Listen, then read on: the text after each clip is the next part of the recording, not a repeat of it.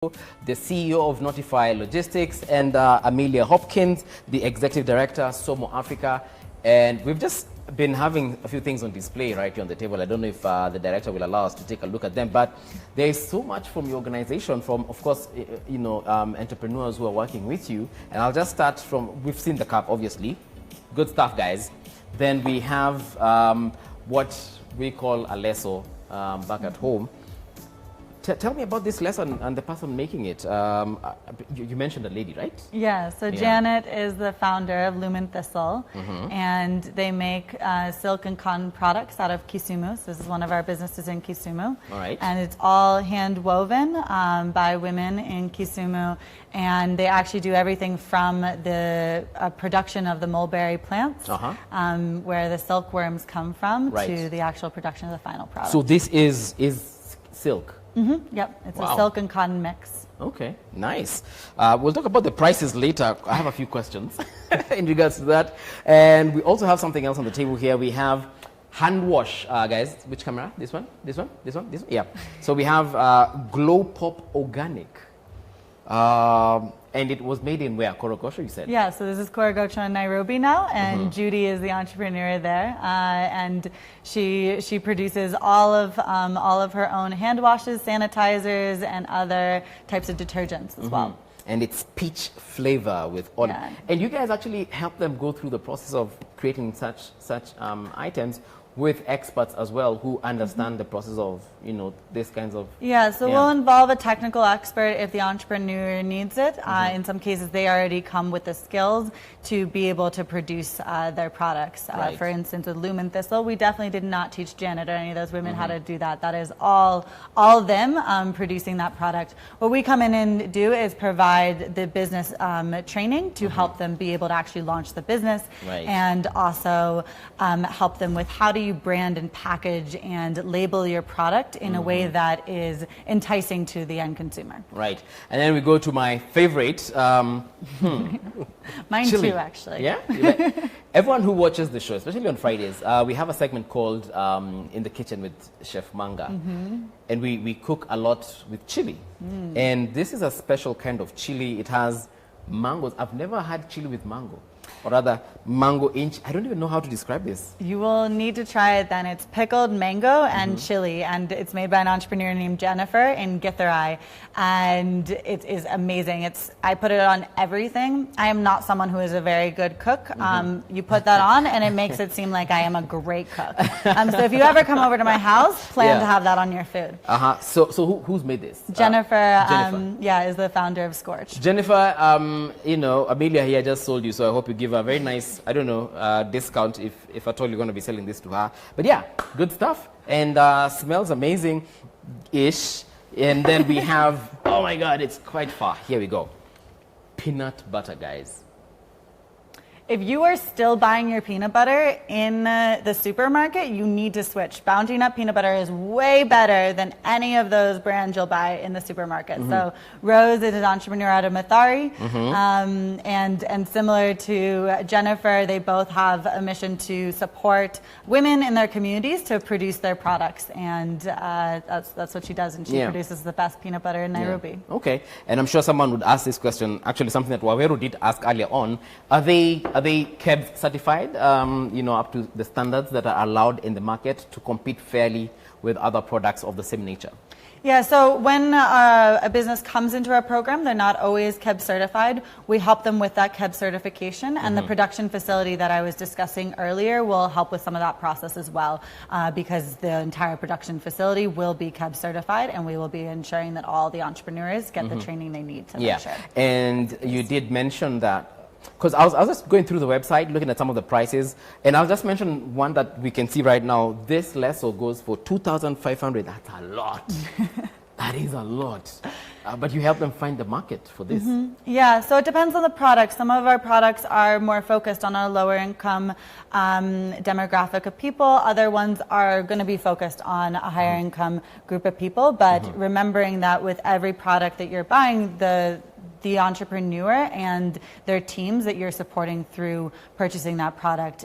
You can definitely buy some internationally produced products that are imported here for cheaper prices than some of our products, but you buying our products, you're buying products that are made in Kenya, made by entrepreneurs that are supporting their communities, and you're supporting livelihoods of individuals. And so remembering that piece of it as well is important when deciding how you're going to purchase. Good stuff. Waweru, yes. Coming back to you, are your stuff on the shelves as exquisite and as quality as this? Because, like you said, a lot of your partners and the people who are renting your shelves are people who are mostly importing, and others, of course, selling through your shelves. Do you have issues of pricing? Yeah. So I think in totality, what I can say, what we've learned from the vendors we have right now is, Kenyans are primarily very entrepreneurial, and you have people who have great ideas. They have absolutely amazing skills on how to make things like peanut butter. Like, I think I'd say that we are industrious as a people. Pricing, of course, is an issue. And again, I appreciate the fact that they train most of their clients on this, because you'd find that simple things like the demographic you're targeting, these are simple issues that would affect pricing, but most people may not have an idea on how to price a product. Right. So you end up having a scenario where someone will actually copy what the neighbor is doing. If you find peanut butter is being sold at 400 for half a kg, then you price yours at 400. But you've not really put into focus your demographics. So you're targeting cost of production, your marketing cost, and whatnot.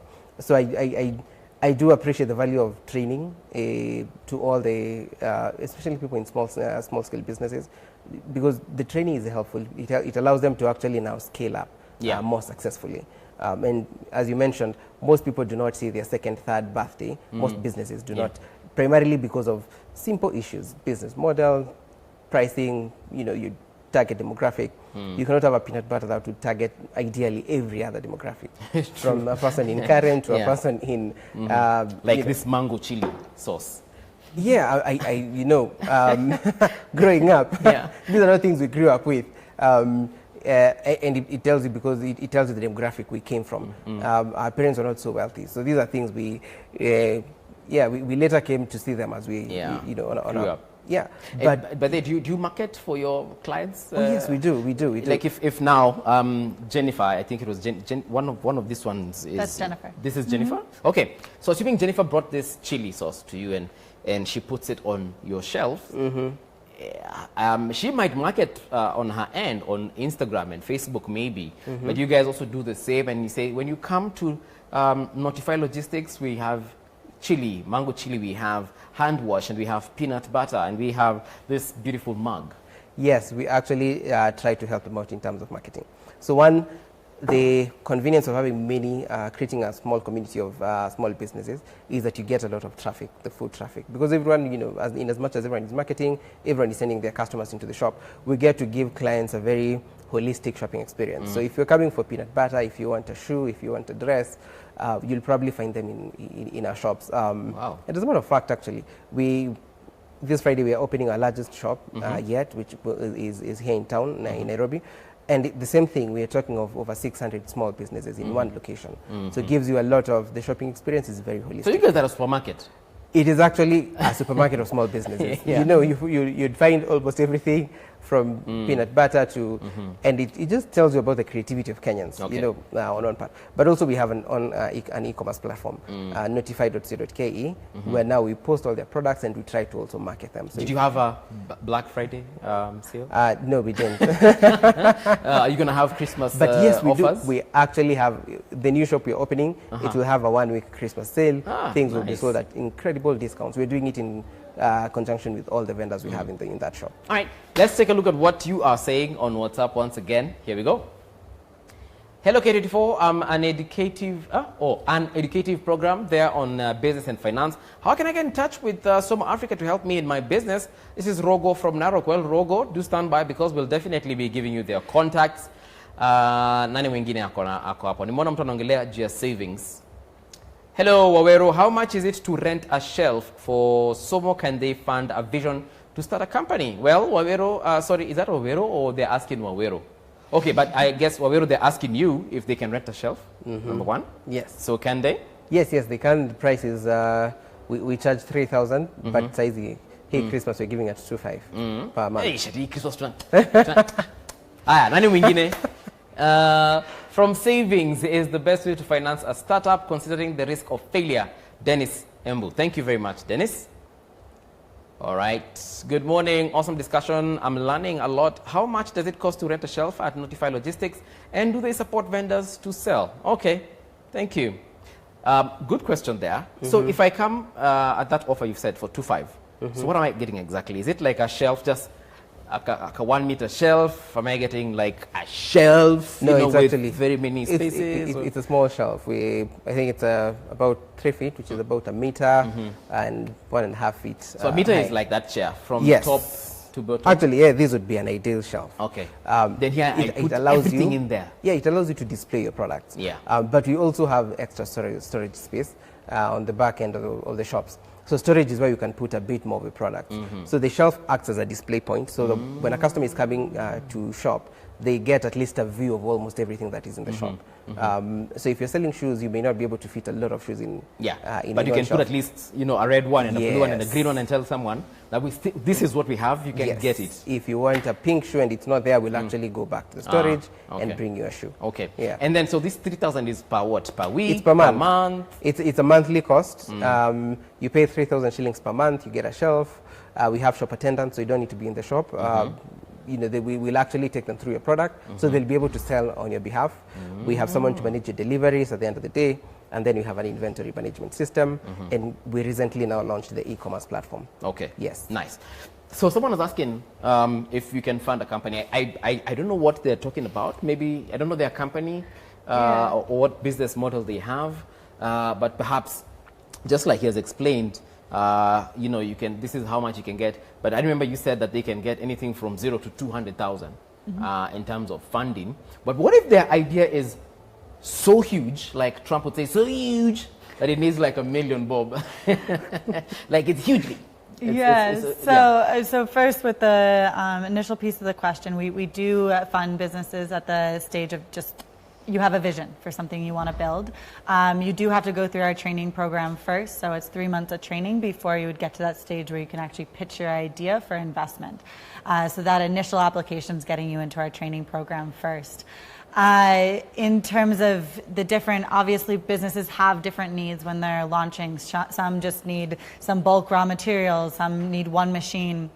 Others, what you were saying is they might need $1 million plus in order to really launch. I would figure out how can you launch with as little capital as possible. How do you start one part of your idea and build on it and build on it, and keep communicating that full vision that you want, because you'll find an investor who will believe in that enough to be able to invest in that full vision. But if you limit yourself to I need this amount and only this amount, and if I get anything less, I can't start. You're going to be looking for that forever. You need to figure out how can you start pole and like you build it up over time. I feel like that is what that viewer was asking. Like he knows what he needs, and he just needs like 200 G's right now to get his business off the ground. He doesn't want your what is it called, your training, or he doesn't want you looking over him. So he's looking at you as a bank. Like, I just need 200,000, guys. Can I get it? So does that happen? Or so, I mean, first, we're not a bank. We are a partner in this. We want to help and grow businesses. And so we look at every business individually and what that business needs and try to advise accordingly on what we think there. And we would never limit any business to say you should only want that amount of money to launch your business. We will help you try to find additional investors. We work with partners to provide additional debt capital. And so we will try to assist in any way possible to help with growing that business. All right. So if you want a hookup with the investors, just holla at us. Speaking of which, how can they get you? I know that it's somoafrica.org, but how else can we reach you? Yeah, so you can email us at contact@somoafrica.org if you're interested in getting involved in our program. Okay, and no telephone numbers. Are you on social media as well? Can they go check out, apart from just the website, can they find you on Instagram, Facebook? Yeah, so it's somo_org. If you want to check us out on social media. For phone number, it's 0798 985151. Okay. Is that yours? Because it will start ringing right now. That is not my personal number, no. Notify Logistics, Yes. for the guys who want to come and display their shoes and unfortunately no fridges, but how can they get to Notify Logistics? All right, so they can reach us to a number. It's 0724 709015. They can also go to our website, notifylogistics.com.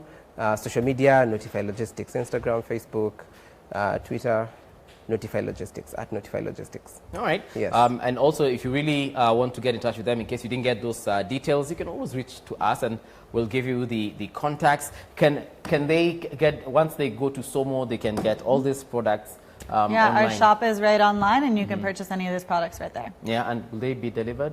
They will be delivered. Okay. All right, good stuff. Thank you guys for coming. And of course, thank you for letting us get to know your business and understand it. Same as you. I have a few ideas. I'm definitely coming to Somo because I need more than 200,000. We can chat. We can chat indeed. Thank you very much back at home as well for letting us know what you think about the topic for today. And we'll be looking forward to meeting again tomorrow, same time in the morning. Actually, tomorrow, I shall be hosting the CEO of Reckitt Benckiser in Kenya, talking about also their biashara and how they are relating with the community and people on the ground such as yourself. But do not go too far. K24 has more to offer rather. Coming up next is a daily brief. As for me, on behalf of Shiko Kaitani and Jeff Mote, tunasema kwaheri lakini kesho bright and early.